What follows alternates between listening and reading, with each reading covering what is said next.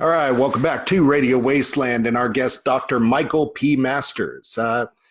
It's weird for a educated gentleman such as yourself to actually be interested in the things that we're actually interested in. So I think I'm going to start right out of the gate here and ask you, how did you get here?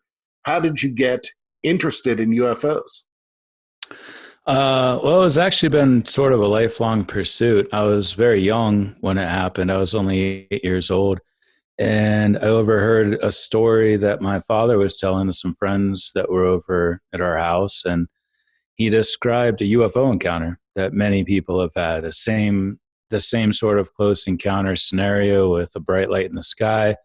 Clearly wasn't a satellite, wasn't headlights, darted toward the truck, darted away, shot up into the sky. Not something you can explain with conventional aircraft or anything else.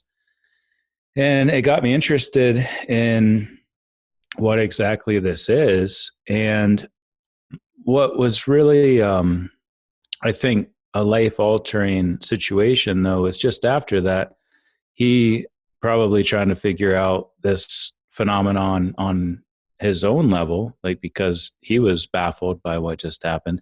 He bought Whitley Strieber's book. Whitley Strieber, I think, is how you actually pronounce that. I literally just talked to him like 3 hours ago, so it's weird that I just mispronounced his name.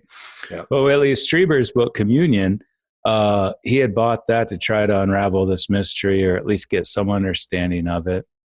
And I looked up on the living room shelf and saw that book, and then there's just this sort of mental image that popped in my head with a primitive ancestral human chimpanzee-like individual, a modern human, and then this alien on the right side, like all kind of put in the same sequence. And I wondered if maybe there could be some sort of connection there, like a phylogenetic connection where we're related to them, where we're all related, where they're related to us, we're related to these human-like beings of the past. And from that point on, it just became sort of a passion project of mine. I went to college to find this out. I started out in physics and astronomy because I thought that was a good place to start.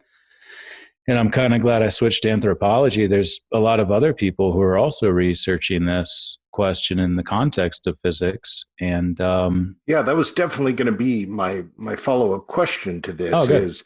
Is working. So a lot of the people down in the UFO trenches, feel that, okay, people know at some level, people know they're keeping it covered up and stuff like that.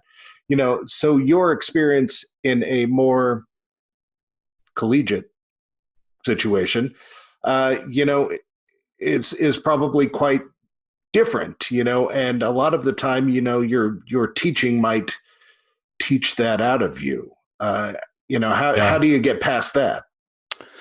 Well, honestly, we're at a place now where I feel like we're at a precipice of change, to be honest, where historically and until very recently, this isn't something we could really discuss. And it's certainly not trying to come out and say, this is real and this is potentially what it is, which is what I'm trying to do with this book, and others have as well.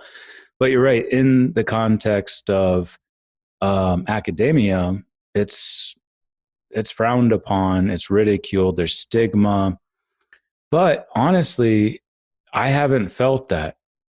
I get it a little bit from some of my academic colleagues who will just have a knee-jerk reaction. They'll turn a blind eye. They'll say, well, it's UFOs, it's aliens, he's clearly a crackpot, he's crazy.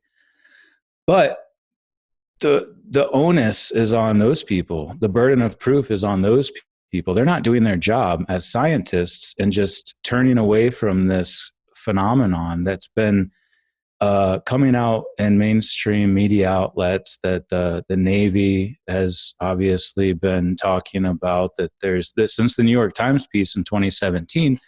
So I kind of feel like we're at a turning point and a moment of reckoning, if you will, where these people are going to look back and say, you know what, this was our job. Our job was to investigate big questions and to try to understand things using the scientific method.